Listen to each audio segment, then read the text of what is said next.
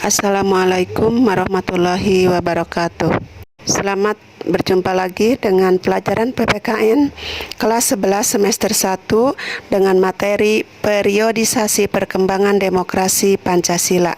SMA Negeri 1 Jalan Cagak Subang, periode Oktober 2023-2024. Apakah benar negara kita adalah negara demokrasi? Untuk menjawab pertanyaan di atas, kita dapat menggunakan sudut pandang normatif dan empirik. Dalam sudut pandang normatif, demokrasi merupakan sesuatu yang secara ideal hendak dilakukan atau diselenggarakan oleh sebuah negara. Misalnya, kita mengenal ungkapan pemerintahan dari rakyat, oleh rakyat, dan untuk rakyat. Apakah secara normatif negara kita sudah memenuhi kriteria sebagai negara demokrasi? Jawabannya yang pertama, kita bisa melihat dari pasal 1 ayat 2 Undang-Undang Dasar 1945 sebelum diamandemen berbunyi, kedaulatan ada di tangan rakyat dan dilakukan sepenuhnya oleh MPR. Yang kedua, pasal 1 ayat 2 Undang-Undang Dasar Negara Republik Indonesia tahun 1945 setelah diamandemen berbunyi, kedaulatan ada di tangan rakyat dan dilaksanakan menurut Undang-Undang Dasar. Yang ketiga, dalam Konstitusi Republik Indonesia pasal 1 ayat 1 berbunyi, Republik Indonesia Serikat yang merdeka dan berdaulat ialah suatu negara hukum yang demokratis dan berbentuk federasi. Ayat 2 berbunyi, kekuasaan kedaulatan Republik Indonesia Serikat dilakukan oleh pemerintah bersama-sama Dewan Perwakilan Rakyat dan Senat. Yang keempat, dalam Undang-Undang Dasar Sementara tahun 1950 pasal 1 ayat 1 berbunyi, Republik Indonesia yang merdeka dan berdaulat ialah suatu negara hukum yang demokratis dan berbentuk kesatuan. Ayat 2 berbunyi, kedaulatan Republik Indonesia adalah di tangan rakyat dan dilakukan oleh pemerintah bersama-sama dengan DPR. Menurut Apan Gapar, suatu sistem pemerintahan disebut sistem yang demokratis dapat dilihat dari indikator-indikator berikut ini. Yang pertama, akuntabilitas. Yang kedua, rotasi kekuasaan. Yang ketiga, rekrutmen politik yang terbuka. Yang keempat, pemilihan umum. Yang kelima, pemenuhan hak-hak dasar. Kelima indikator tersebut merupakan elemen umum dari demokrasi yang menjadi ukuran dari sebuah negara demokratis. Dari indikator tersebut, apakah semuanya sudah diterapkan di Indonesia? Untuk menjawab pertanyaan itu, kita dapat melihat dari alur sejarah politik di Indonesia. Pelaksanaan demokrasi di Indonesia pada periode tahun 1945 sampai tahun 1949. Apabila kita mengikuti risalah sidang BPUPKI, maka kita akan melihat begitu besarnya komitmen para pendiri bangsa untuk mewujudkan demokrasi politik di Indonesia. Muhammad Yamin dengan beraninya memasukkan asas peri kerakyatan dalam usulan dasar negara Indonesia merdeka. Sedangkan Insinyur Soekarno memasukkan asas mufakat atau demokrasi dalam usulan dasar negara tersebut yang diberi nama Pancasila. Pada masa pemerintahan revolusi kemerdekaan antara tahun 1945 sampai 1949, pelaksanaan demokrasi baru terbatas pada pelaksanaan berfungsinya pers yang mendukung revolusi kemerdekaan. Pada saat itu, meskipun tidak banyak catatan sejarah yang menyangkut perkembangan demokrasi, akan tetapi telah diletakkan hal-hal mendasar perkembangan demokrasi di Indonesia untuk selanjutnya. Pertama, pemberian hak-hak politik secara menyeluruh. Kedua, presiden yang secara konstitusional untuk menjadi diktator dibatasi kekuasaannya. Ketiga, dengan maklumat wakil presiden dimungkinkan terbentuknya sejumlah partai politik.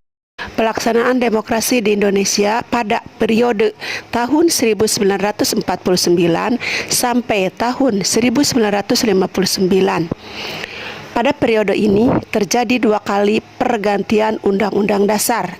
Yang pertama, pergantian Undang-Undang Dasar tahun 1945 dengan Konstitusi RIS pada rentang waktu tanggal 27 Desember 1949 sampai dengan 17 Agustus 1950. Yang kedua, pergantian Konstitusi RIS dengan Undang-Undang Dasar sementara tahun 1950 pada rentang waktu 17 Agustus tahun 1950 sampai dengan 5 Juli 1959.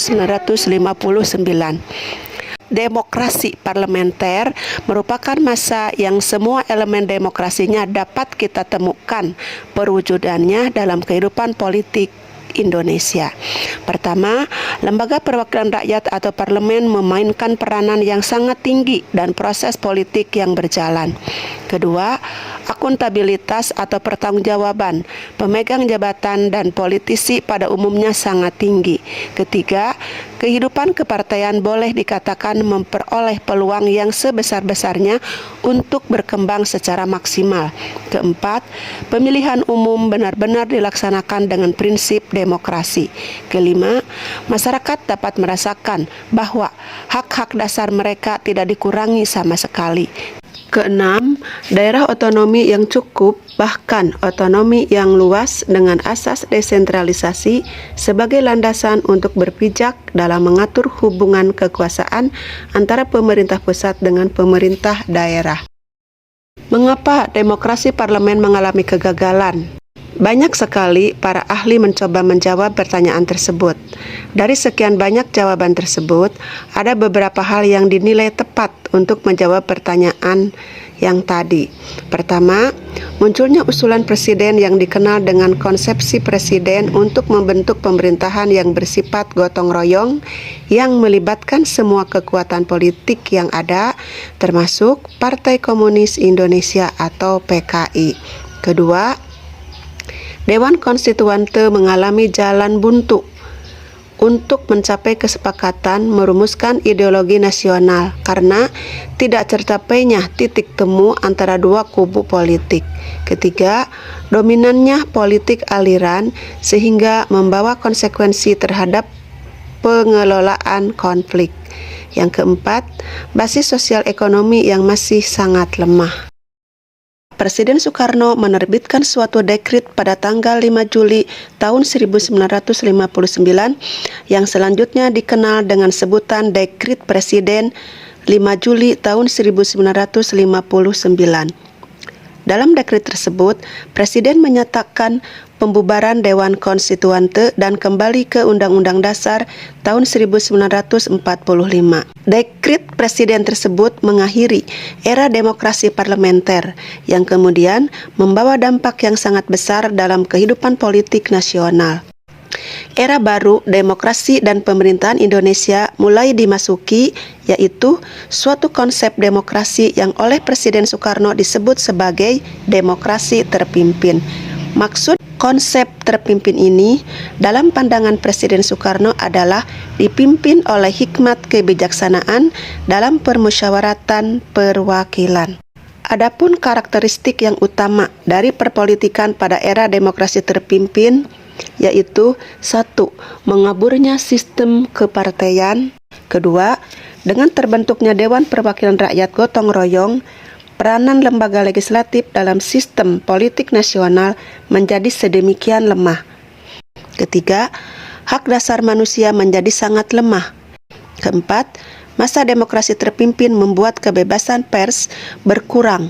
Kelima, sentralisasi kekuasaan semakin dominan dalam proses hubungan antara pemerintah pusat dan daerah. Pelaksanaan demokrasi di Indonesia pada periode tahun 1965 sampai dengan tahun 1998.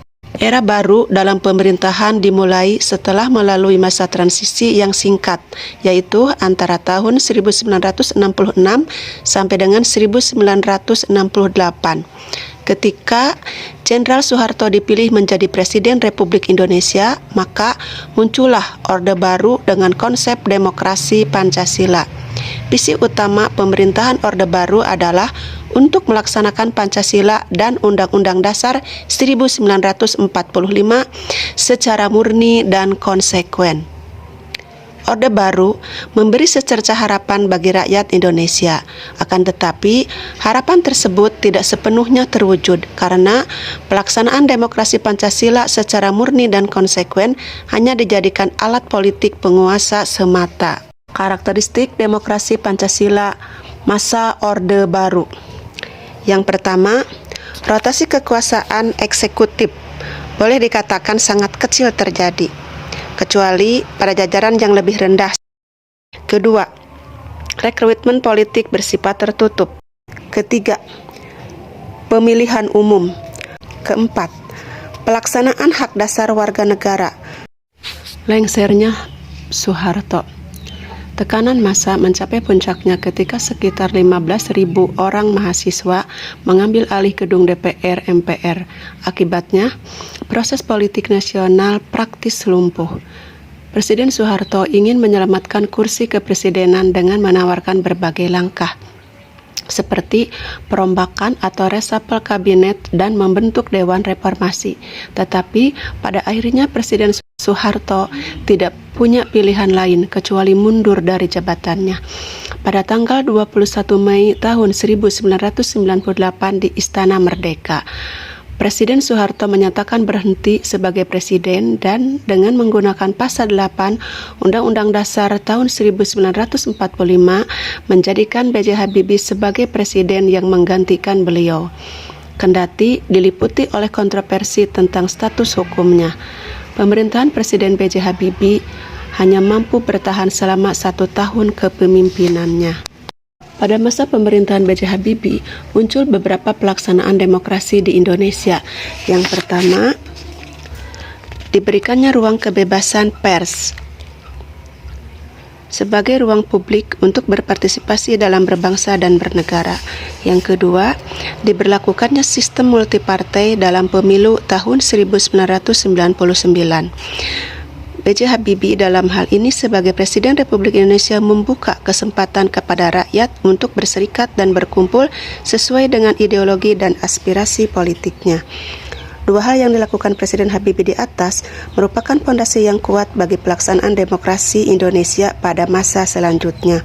Demokrasi yang diterapkan negara kita pada era reformasi ini adalah demokrasi Pancasila.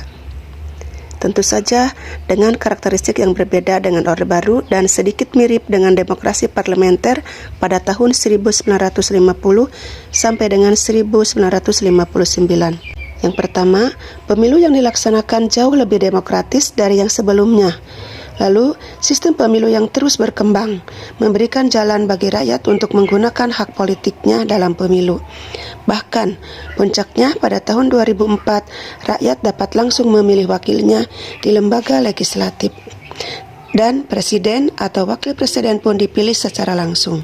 Tidak hanya itu, mulai tahun 2005, kepala daerah pun seperti gubernur, bupati atau wali kota dipilih langsung oleh rakyat. Kedua, rotasi kekuasaan dilaksanakan mulai dari pemerintah pusat sampai pada tingkat desa. Ketiga, pola rekrutmen politik untuk pengisian jabatan politik dilakukan secara terbuka. Setiap warga negara yang mampu dan memenuhi syarat dapat menduduki jabatan politik tersebut tanpa adanya diskriminasi. Keempat, sebagian besar hak dasar rakyat dapat terjamin, seperti adanya kebebasan menyatakan pendapat, kebebasan pers, dan sebagainya.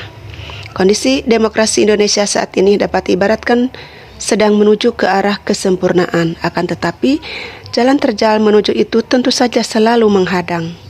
Tugas kita adalah mengawal demokrasi ini supaya teraplikasikan dalam seluruh aspek kehidupan di masyarakat. Hanya itu yang bisa saya sampaikan. Assalamualaikum warahmatullahi wabarakatuh.